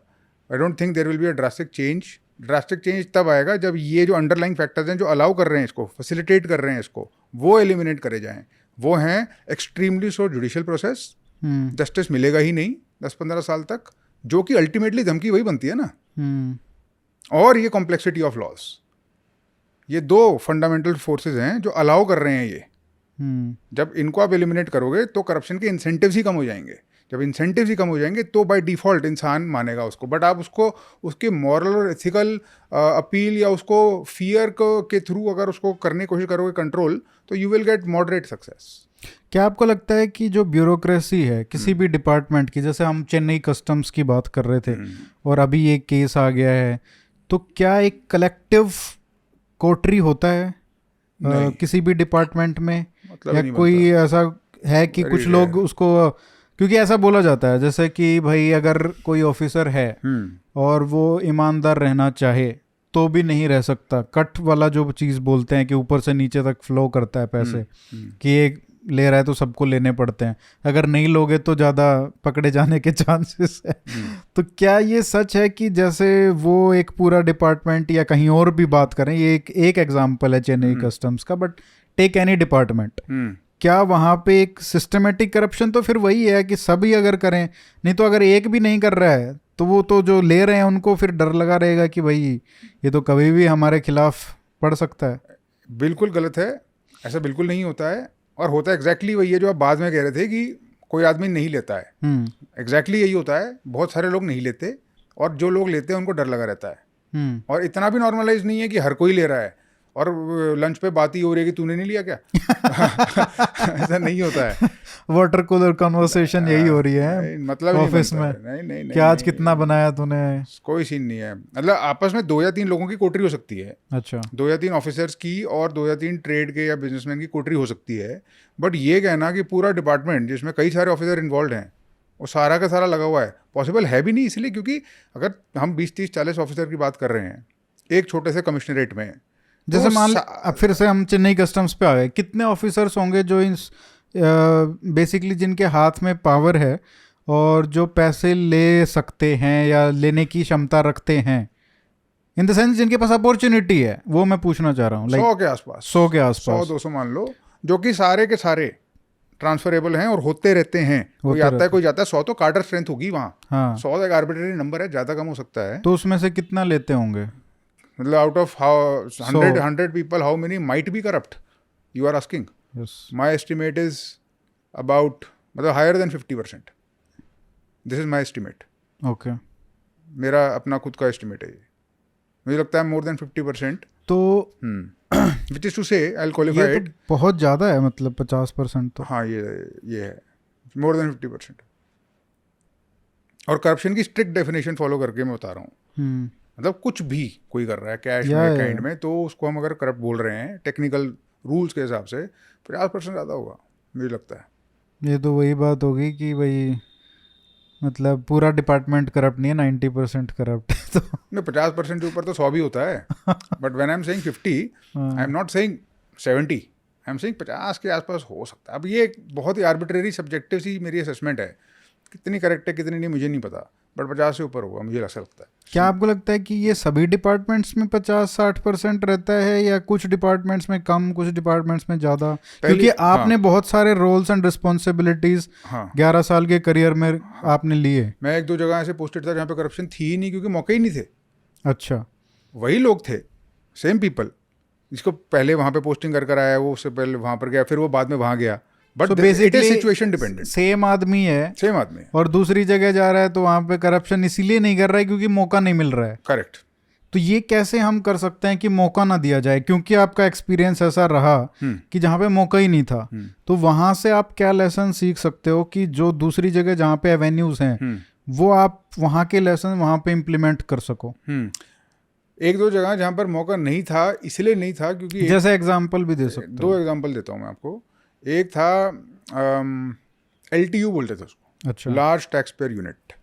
गवर्नमेंट की एक स्कीम थी जो कि अब खारिज कर दी गई है। वो ये थी कि कोई बहुत बड़ा टैक्स पेयर है, से यामाहा, जिसके इंडिया में मल्टीपल जगह पे फैक्ट्रीज हैं, उसको हर एक जगह की फैक्ट्री पे अलग अलग उस एरिया के जुरिडिक्शन के हिसाब से वहाँ के टैक्स कंप्लायंस करके वहाँ टैक्स जमा करना पड़ता था। अच्छा और उसको ये सब परेशानी ना बर्दाश्त करनी पड़े, उसके लिए उसको एक सेंट्रल दे दिया गया था नोड कि भाई ये लार्ज टैक्स पेयर यूनिट है, यहाँ कर लो, आपके सारे यूनिट्स का यहाँ हो जाएगा। उसमें कुछ प्रॉब्लम्स भी थे और उसके अंदर कुछ मतलब लूप होल्स भी थे, but it was for facilitation. बहुत बड़े टैक्स पेयर थे, MNCs थे, नहीं करते थे वो corruption. There were Japanese companies there, नहीं करती थी वो करप्शन। एक तो ये था, because it was centralize and too far away from the ground. तो जो उनकी कॉर्पोरेट मैनेजमेंट थी उन्हीं के साथ होता था इंटरेक्शन, अगर होता था तो देयर वॉज नथिंग देयर, साफ था वो, कॉर्पोरेट टाइप एनवायरनमेंट था वो। दूसरा, मैं पोस्टेड था as a public prosecutor you might say, जो जिन केसेस की हम बात कर रहे हैं, कोई सपोज कीजिए आपने टैक्स का केस बना कोई, और आप कस्टम्स ने बोला कि इस आइटम पे ये लगना चाहिए, आप कह रहे मैं नहीं मानता, इसको नहीं लगना चाहिए, तो एक लीगल केस स्टार्ट हुआ जिसके बारे में आपको बता रहा था कि बहुत टाइम लगता है। तो जो टाइम लगने के बाद जहाँ वो केस पहुँचता है जिस अदालत में, मैं उस अदालत में पोस्टेड था गवर्नमेंट की साइड से केस आर्ग्यू करने के लिए। वहाँ कोई करप्शन नहीं दिखी मेरे को, तो ज़ीरो करप्शन थी वहाँ, क्योंकि करप्शन के मौके ख़त्म हो गए थे ग्राउंड पे। केस बनने से पहले ही तो करप्शन, पूरा पॉइंट ही तो ये है कि केस ना बने, इसलिए तो होती है ना करप्शन। तो but that time there is no corruption there. So basically मतलब केस, ये वाला बहुत इंटरेस्टिंग पॉइंट है, क्योंकि अगर हमारा लीगल सिस्टम इम्प्रूव हो जाए, यही तो बोल रहा हूँ इतनी देर से। हाँ आपको लग रहा है और आपकी परसेप्शन है और लोगों की परसेप्शन है वो गलत है। It is the same people, it is us, it is our brothers, our society that is posted, that is doing the corruption. It is the businessman also who is complicit in it, and they are both doing it. Because the laws are complex 1, the legal system is horrible number 2. तो अगर मतलब देखो legal system की तो reform की बात करना पता नहीं कितना मतलब वो वेस्ट ऑफ टाइम लगता है अब तो. ओवरऑल लेवल पे एनेबलर वही है. हाँ, लेकिन क्या एक बहुत substantial part of corruption remove किया जा सकता है अगर सरकार अपने सारे के सारे जो रेगुलेशंस हैं उनको सिंप्लीफाई कर दे और उनको जितना मिनिमल पेपर वर्क हो वो कर दे. क्योंकि अब देखो जैसे उसने चेन्नई कस्टम्स ने जो ट्वीट में रिप्लाई किया उस एलिगेशन के खिलाफ, तो उसमें अपने आप को तो वो बचा रहे थे, लेकिन अनजाने में उन्होंने इतने सारे रेगुलेशन कोट कर दिए उसमें कि सरकार को मतलब अंडर द बस फेंक दिया. कि भाई ये तो सरकार की इतने सारे रेगुलेशन, मतलब लोग भी शौक थे कि यार इतने सारे रेगुलेशन कहीं तो फंसेगा ये आदमी. तो इतने कॉम्प्लेक्स हैं रेगुलेशन कि आप उसको अगर ठीक कर दो तो इनके पास मौका ही नहीं बचेगा करप्शन करने का. है कि कोई आदमी अगर कोई एलिजेंट कोई भी चीज़ मतलब एलेज हो रही है कि भाई हरासमेंट हुई, तो एक इंग्लिश के सेंटेंस में हरासमेंट का एलेज करके ख़त्म कर देगा बात. Customs is handling a legal function. अगर शो कॉज नोटिस दिया गया है या किसी रूल्स का उल्लंघन हुआ है जो भी है, तो वो टेक्निकली होता है भाई. नहीं वो मैं ठीक है, वो ठीक है टेक्निकल है, लेकिन मैं उसको बता रहा हूँ कि वो जिस तरीके से उसने पूरा ऐसे लिख दिया उसमें कि ये रेगुलेशन ये रेगुलेशन ये फलाना दिकड़ा पूरा ऐसे. That is the typical bureaucratic है. बट वो जो रेगुलेशन इतनी कॉम्प्लेक्स है एक चीज को इंपोर्ट करने के लिए, भाई उसको 2-3 फॉर्म्स में खत्म करो ना चीजों को. बाहर भी तो ऐसे ही होता है. बाहर के देशों में अगर आप रेगुलेशन कंपेयर करो और यहाँ पे करो, कितने भी बिजनेसमैन से आप बात कर लो जो से चाइना में ऑपरेट करते हैं या बाहर ऑपरेट करते हैं, सिंगापुर में ऑपरेट करते हैं, आप उनसे पूछो कि वहां पे अगर आप कुछ इंपोर्ट कर रहे हो, यहाँ पे इंपोर्ट कर रहे हो या एक्सपोर्ट कर रहे हो, इधर एक्सपोर्ट कर रहे हो, तो आपको कितने फॉर्म भरने पड़ते हैं. एक हमारे अभी हमने कुछ दिन पहले के साथ कॉन्वर्सेशन किया था, मैन्युफैक्चरर हैं, वो एक्सपोर्ट का काम करते हैं, 17 फॉर्म भरने पड़ते हैं और बाहर सिर्फ 2 भरने पड़ते हैं. सो ये भी तो है ना दिक्कत बहुत ज़्यादा, क्योंकि आप एक तो आपका कॉस्ट बढ़ गया और उसके ऊपर आपका ये इतना कंप्लायंस भाई बहुत ज़्यादा कंप्लायंस, आपको परेशान हो जाओगे आप कंप्लायंस कर करके.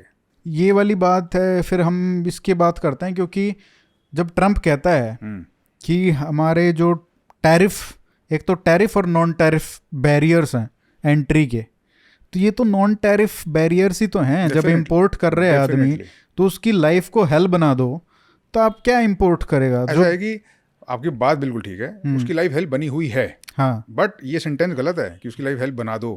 किसके बाद टाइम है कि किसी की लाइफ हेल्प बनाए वो पॉलिसी. नहीं मैं कह रहा हूँ कि बनी हुई है क्योंकि बिकॉज देयर इज इनहेरेंट, या तो हमारी देखो पॉलिसी है कि भाई इंपोर्ट को हमको मुश्किल बनाना है, एक्सपोर्ट ये हम क्यों करेंगे. Why will anybody do this India. हाँ, ये हमको क्योंकि हमको इंपोर्ट कम करना है, एक्सपोर्ट ज्यादा करना है. मुश्किल नहीं करेंगे, फिर उस पर सिंपल एक टैक्स लग जाएगा, वो अपने आप मुश्किल हो जाएगा. जैसे टैरिफ लगाते हैं वैसे. नहीं आई थिंक जो रेगुलेशंस हैं इतनी सारी कॉम्प्लेक्स बनाने का, कॉम्प्लेक्स बनाता नहीं है कोई बैठ के कि आज हम डिसाइड करेंगे कि कॉम्प्लेक्स रेगुलेशन होंगी. ऐसा नहीं होता है. लेयर पे लेयर चढ़ती जाती है. हाँ, कोई एक इंसान नहीं करता है, ये होता है. इसीलिए आपकी स्टेटमेंट में भी प्रॉब्लम वही है कि आपको ऐसा लग रहा है या हो सकता है कि आप ऐसा फील करते हो, जो कि गलत है, कि एक एजेंसी या एक इंसान ये कर रहा है. It is not a agency or an individual, the system is like that. These rules and laws have evolved. Mindset है ना. तो मतलब बेसिकली वही है कि अगर सरकार डिसाइड कर ले, हाँ, कि भाई डिसाइड कर ले. जैसे अभी जीएसटी का किया, बहुत सारी चीज़ों में ठीक हो गया, कुछ ऐसे स्लैब्स ऊपर नीचे होते थे उनको भी यूनिफॉर्म कर दिया, तो ऐसे ही यहाँ पे कर दो. बिल्कुल करना है. तो ये जो आपका आरएमएस फ्लैग करता है कि भाई इसका इसमें भी चला जाता है, इसमें, उनको दोनों का टैक्स सेम कर दो, बिल्कुल खत्म हो जाएगी बात. मैं आपको इसका एग्जांपल देता हूँ बढ़िया. गोल्ड का एग्जांपल ले लो. It is something that everybody understands and relates to. Gold की स्मगलिंग कब होती है? तब होती है जब इंडिया में टैक्स ज़्यादा होता है और बाहर टैक्स नहीं होता. तो अगर आप गोल्ड को स्मगल करके ले आए तो सारा का सारा जो भी टैक्स का प्रॉफिट हो गया. और यही रीज़न है गोल्ड स्मगलिंग का. जब मैं वहाँ पोस्टेड था तो गोल्ड स्मगलिंग होती थी और बिल्कुल इसी वजह से होती थी. जैसे ही टैक्स नॉर्मलाइज हुआ, खत्म अगले दिन से.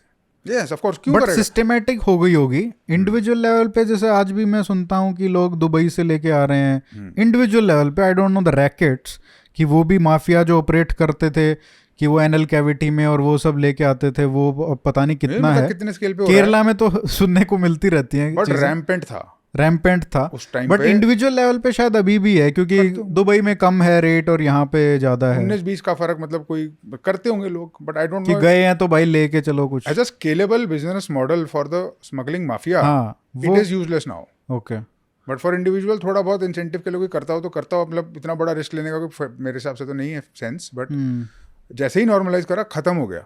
तो आपकी बात बिल्कुल ठीक है। अगर आप चाहते हो, गवर्नमेंट चाहती है, और अगर बिल्कुल बैठ के उसको एक वंस एंड फॉर ऑल खत्म करना है तो करना, और कर भी रही ही हैं। They have normalize income tax to a large extent. Now they are doing the same thing for GST. इतने बड़े रिफॉर्म्स अभी अनाउंस कर रहे हैं। सारा का सारा पर्पज ही ये है, और इसी डायरेक्शन में चलते चलते साफ होगा ये सिस्टम। बट ये एक लेयर है उसकी। इससे ऊपर वाली लेयर वो है जो लीगल है। मैं बता रहा हूँ, बात वहीं आ जाती है घूम फिर के, क्योंकि वो सिर्फ यहाँ पे थोड़ी इम्पैक्ट कर रहा है कस्टम्स और ये आईटी और ये सब, वो तो हर चीज में इम्पैक्ट करता है। चीज में इम्पैक्ट करता है। That is the stage you reach जब आपका आमना सामना किसी भी सरकारी अथॉरिटी के साथ होता है। सरकारी अथॉरिटी अपना काम करके चली जाएगी, आप उससे लड़ नहीं सकते। उसके पास लड़ने के लिए इन्फिनिट टाइम और इन्फिनिट रिसोर्सेज हैं। कोर्ट्स में आपके पास नहीं है ना। आपकी तो जान ही निकल जाएगी वकीलों के पैसे देते देते। That is the nature of the hardship that you will experience. वही केस मैंने लड़े हैं वहाँ जाके। अच्छा हाँ, मेरी आखिरी पोस्टिंग यही थी। अच्छा That is the cases I fought there. I argued from the side of the government, and many of those cases were not good cases.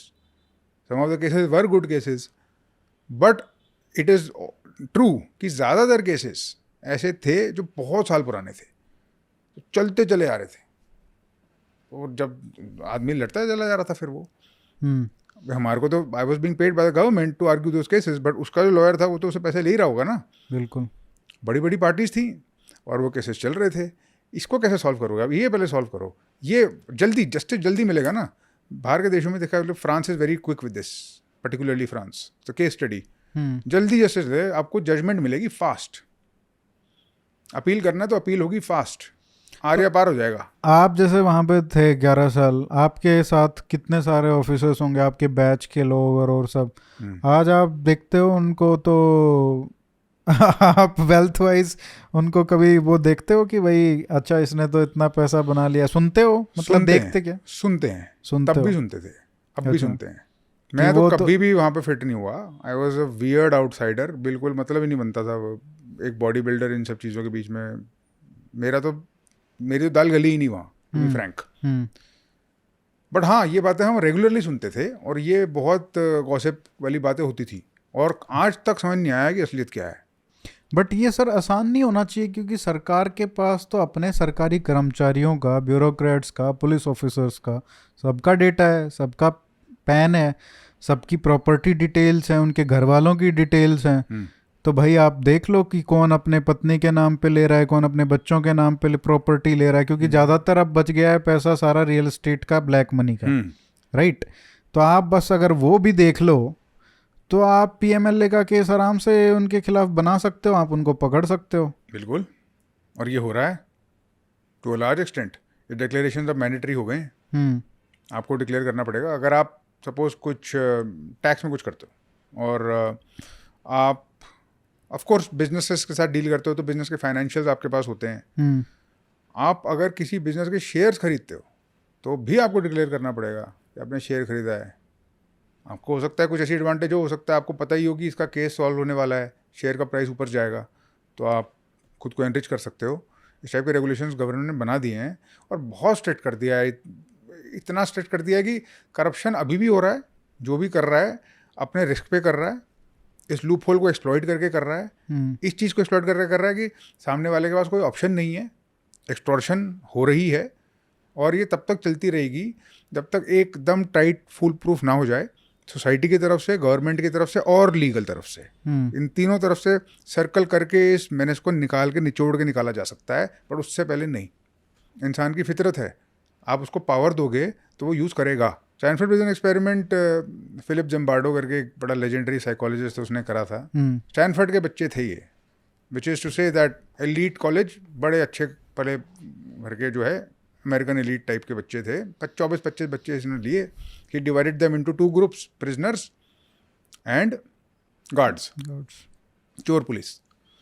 बोला 24 दिन तक 20-25 दिन तक एक एक्सपेरिमेंट चलेगा और तुम्हारे को you behave like guards, let them behave like prisoners.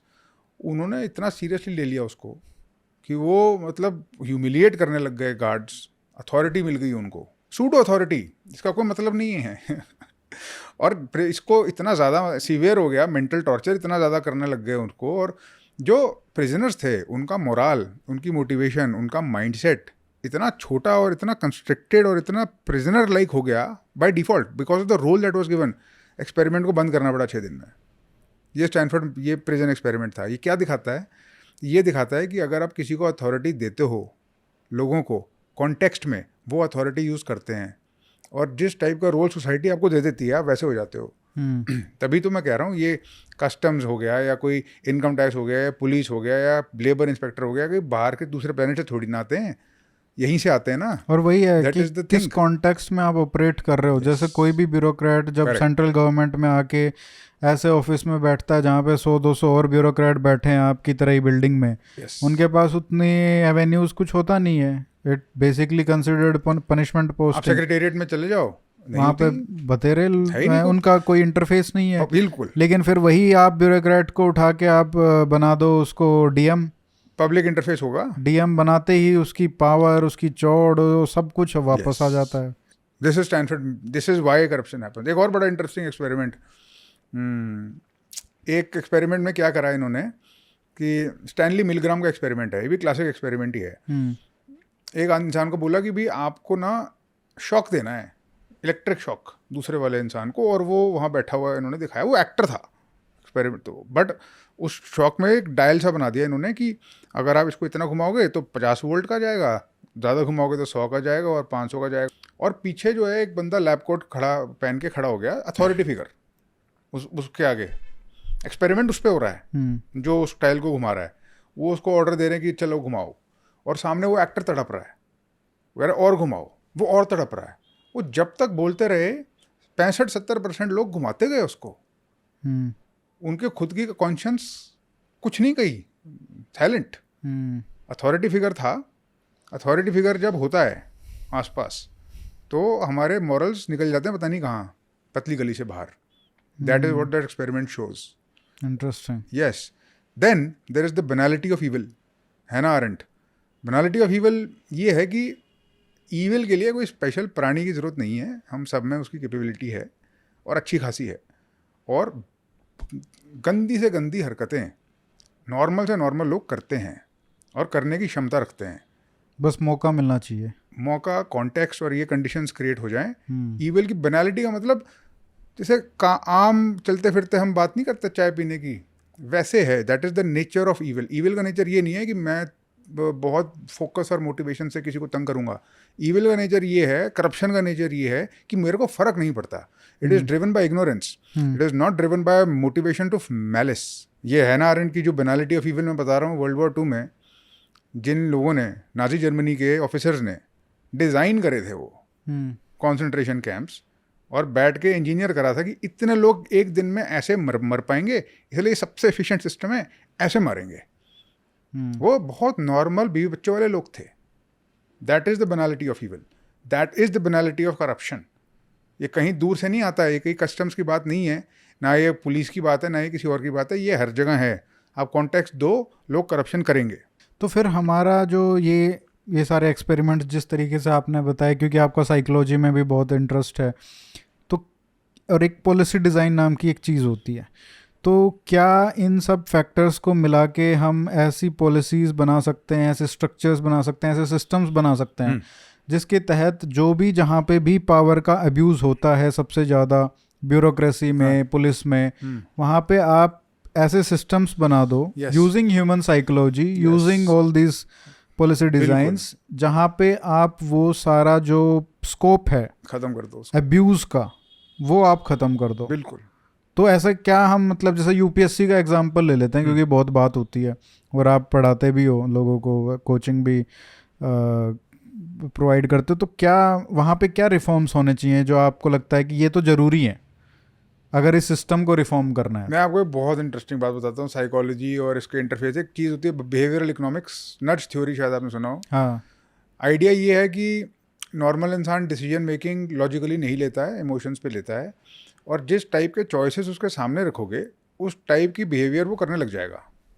तो उसकी मॉरल अच्छाई या बुराई पे डिपेंड ना करके उसकी चॉइस को आप चेंज कर दो, आर्किटेक्चर को चेंज कर दो। ये बिहेवियरल इकोनॉमिक्स है और बहुत सक्सेसफुली पब्लिक पॉलिसी में यूज़ हुआ है, इंडिया में भी, स्वच्छ भारत अभियान में भी, और बहुत जगह गवर्नमेंट ने यूज़ किया है। ये एक एग्जाम्पल है साइकोलॉजी का जो कि इसमें यूज कैसे यूज़ होगा। ये इसमें एक बिहेवियर इकोनॉमिक्स का क्लासिक एग्जाम्पल है। Humans behave and tend to react to a pair of eyes. अगर उनको लगता है कि उनको कोई देख रहा है तो वो बिहेवियर चेंज कर लेते हैं अपना, और अगर वो प्राइवेट में होते हैं तो वो बिहेवियर थोड़ा सा चेंज कर लेते हैं, मॉरल कंपास उनके हिल जाते हैं प्राइवेट में। ट्रैफिक लाइट की बात है, एक ट्रैफिक लाइट पे लिटरली एक बिलबोर्ड लगा दिया आंखों के साथ, ट्रैफिक वायलेशंस डिप्ड।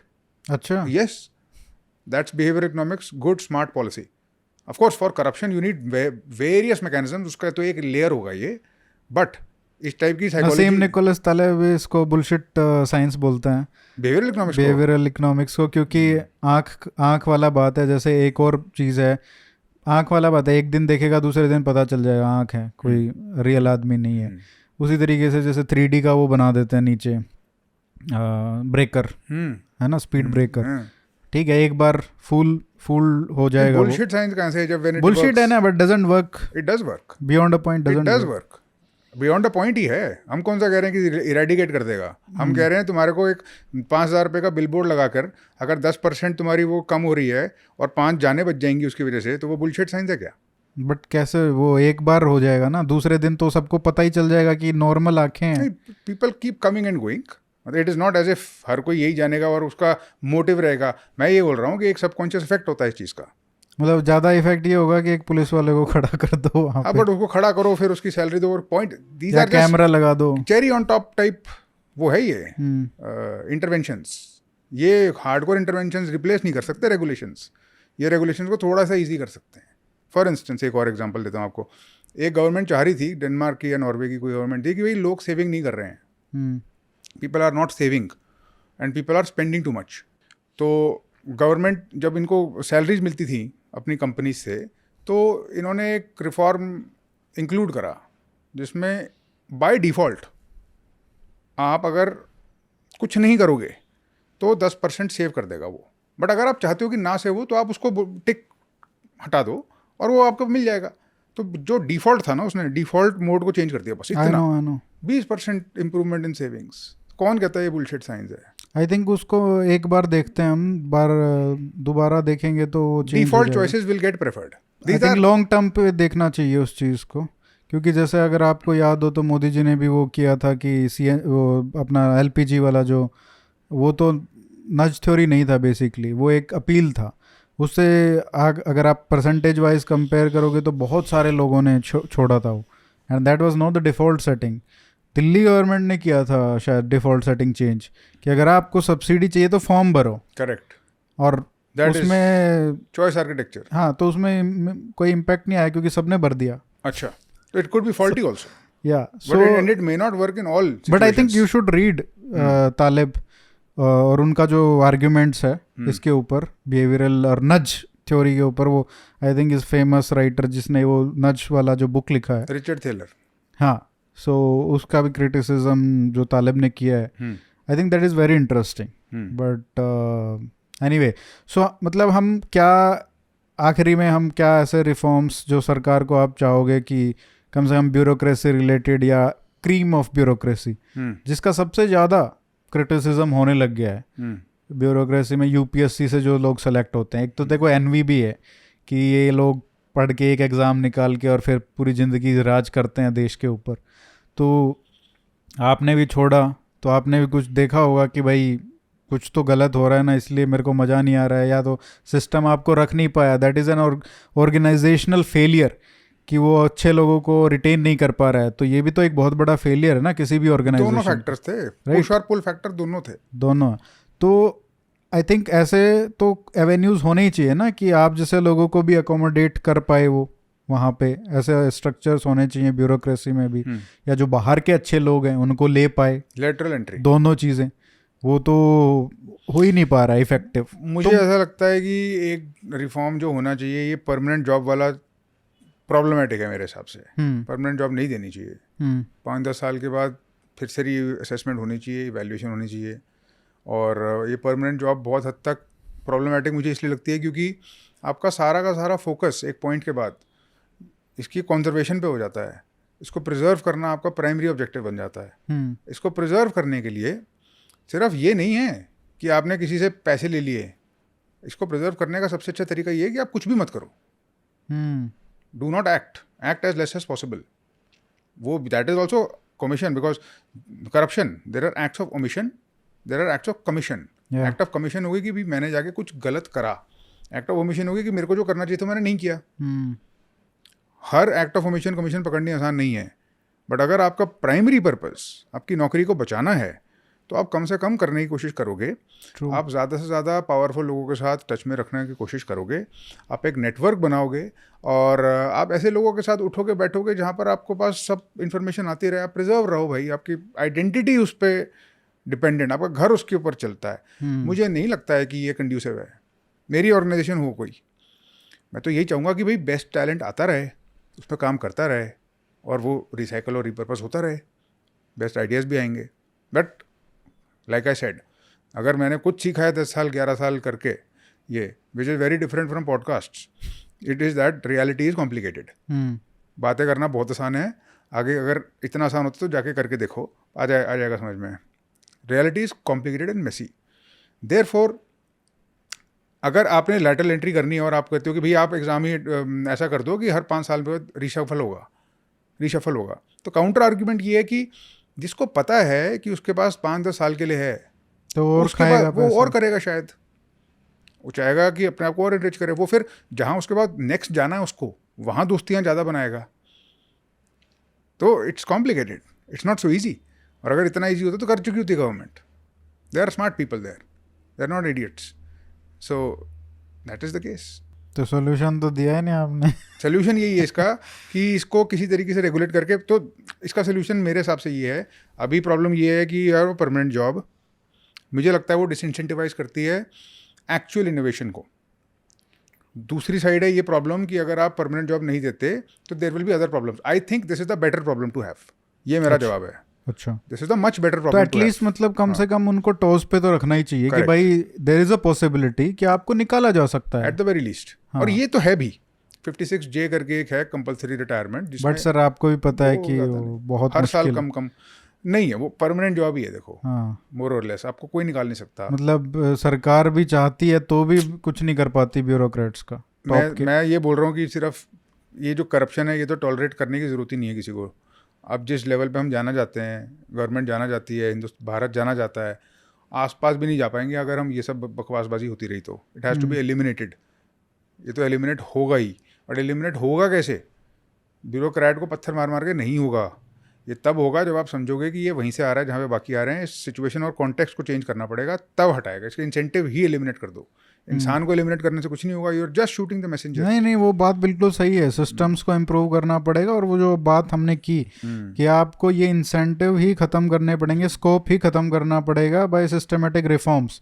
कि आप मौका ही मत छोड़ो ना उनको, जो नॉर्मल नौकरी के तरीके है उतना ही दो पावर, बस, और वही वो करेंगे। उसके अलावा जो एक लेयर है जिसके बारे में भी हम बात नहीं कर रहे, वो इनएफिशिएंसी वाली लेयर है।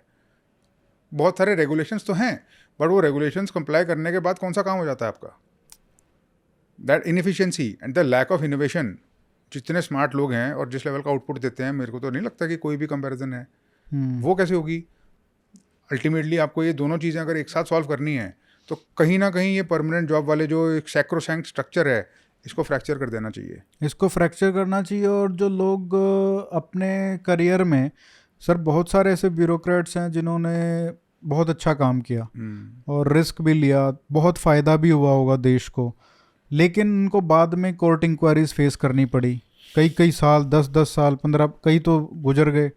उनका केस ही सॉल्व नहीं हुआ। Occupational hazard. फिर ये वही वाली बात आ गई, फिर कोर्ट वाली बात आ गई कि अगर ये 1 साल में हो जाए और उनकी मतलब भाई उनकी तनख्वाह भी रुक जाती है, पेंशन रुक जाती है, बुढ़ापे में 60 साल 70 साल के बाद उनको कोर्ट के चक्कर काटने पड़ते हैं, क्योंकि एक विंडक्टिव कुछ गवर्नमेंट आ जाए या कोई किसी के साथ कुछ पंगा हो गया हो जब सरकार में थे। ये तलवार तो वही है ना, तो वही तभी तो इतना I have seen the whole thing from in the inside, तभी मैं आपको बता रहा हूँ, घूम फिर के बात वहीं आएगी। तलवार एक ही है, देखो वो तलवार बिजनेसमैन पे भी चल सकती है, सरकारी अफसर पे भी चल सकती है, तलवार एक ही है। कभी कभी वो तो उसी तलवार को उठा के वो बोलता है कि मैं तेरे को काट दूंगा, कभी कभार उसके हाथ में आ जाती है, बोलता मैं तेरे को काट दूंगा, बट तलवार तो तलवार है ना। द प्रॉब्लम इज द तलवार इटसेल्फ। तलवार दोनों को ना काटे तो भाई बीच में पैसा है तो रूसी का जो कि बाय डिफॉल्ट 90% केसेस में हो रहा होगा, हो रहा है, क्योंकि एक बात भी बोली जाती है कि ये जो करप्शन है, this is the grease that keeps the economy going. ये गंदी आर्गुमेंट है, दिस इज बुलशिट एक्चुअली। मतलब अब वही हो रहा है ना, नहीं होना चाहिए बट वही तो हो रहा है। नहीं, अगर ये रुक जाए करप्शन, जो आप कह रहे हो कि भाई सारे के सारे आइडियल सिचुएशन है ईमानदार हो जाएं, सारे जो कस्टम के हैं, सारे आईटी वाले, सारे ब्यूरोक्रेट्स, ये तो वही मैं कह रहा हूँ कि अगर वो करप्शन रोक दे 100%, तो सब ईज ऑफ डूइंग तो खत्म हो जाएगी। नहीं, अगर सिर्फ मतलब आप ये नहीं फिर ईमानदार हो जाए, ये तो फिर वो सारे रूल स्ट्रिक्टली एनफोर्स करना स्टार्ट करते हैं। दैट इज व्हाट ईमानदारी इज। Not necessarily. अगर आपने ईमानदारी करवानी है, अब ईमानदारी की बात ही छोड़ दो ना, मैं कह रहा हूँ हमने मॉरल जजमेंट की बात करी ही नहीं है अभी पिछले 1 घंटे से, हम सिस्टम्स की बात कर रहे थे। इंसेंटिव्स हटा दो आप, ईमानदार होगा नहीं होगा, अगर जब सवाल ही पैदा नहीं होगा तो फिर ईमानदारी और नहीं वो तो ऑफ कोर्स वो तो हमने बात कर ही ली, वो तो कंक्लूजन आ गया कि उसके मॉरलिटी पे तो डिपेंड रहना ही नहीं है, सिस्टमेटिक रिफॉर्म करना है। But I am just saying कि जो ये 2-4-5% 10% पता नहीं कितना जो कॉस्ट आ रहा है इकोनॉमी का एक्स्ट्रा कि बिजनेस को रन करने के लिए उसको करप्शन में जा रहा है वो पैसा, कि वो कम से कम इकोनॉमी चल रही है, उसका कॉस्ट ज़्यादा है। बट अगर वो हट जाए, because of all this strict rules ना हटें और लोग वो हो जाएं, स्ट्रिक्टली इम्प्लीमेंट करने लग जाएं, तो ठप हो जाएगा। बिल्कुल बिल्कुल ठप हो जाएगा। ये हो तो चुका है ना, मतलब this is what the licence raj is, और वो ठप ही तो था इस वजह से। That's what. तो हिस्ट्री विल रिपीट अगर मशीन की तरह सारे रूल्स लागू करना चालू कर देंगे तो। और ये जो सिस्टमिक आर्ग्यूमेंट है कि सिस्टम में grease, corruption is the grease that keeps the system running, is horrible argument, because it is more like cancer and it will rot, सारा कुछ सड़ा देगी वो। आपको जो मिलेगा और जो आपका जाएगा, it will not be proportionate. और अगर इसको सॉल्व करना है तो आपको सिस्टमिक रिफॉर्म्स करने पड़ेंगे रेगुलेशन की साइड पे। एक साइड पे इंसेंटिव्स हटाओ, दूसरी साइड पे रेगुलेशन इतनी ईजी कर दो, ये दोनों एक साथ तो होना पड़ेगा, ये एक साथ होगा। और उसके ऊपर अगर चलो कॉन्फ्लिक्ट तो होएगा ही दोनों पार्टीज के बीच में, जहाँ पे वो जा रहा है कॉन्फ्लिक्ट, वो फोरम लीगल है, उस लीगल फोरम को बहुत ज़्यादा स्पीडी होने की ज़रूरत है, बहुत ज़्यादा, वहाँ जान निकल जाती है। और अगर वो स्पीडी नहीं हुआ तो आप चाहे जितने मर्जी रिफॉर्म्स कर लो, वही तलवार यूज़ करके लोग एक दूसरे की तरफ एक यूज़ करेंगे, जो कि इस केस में और इस टाइप के हर केस में हमें दिखता है। It is just a highlight of what is already fundamentally wrong which needs to be rectified.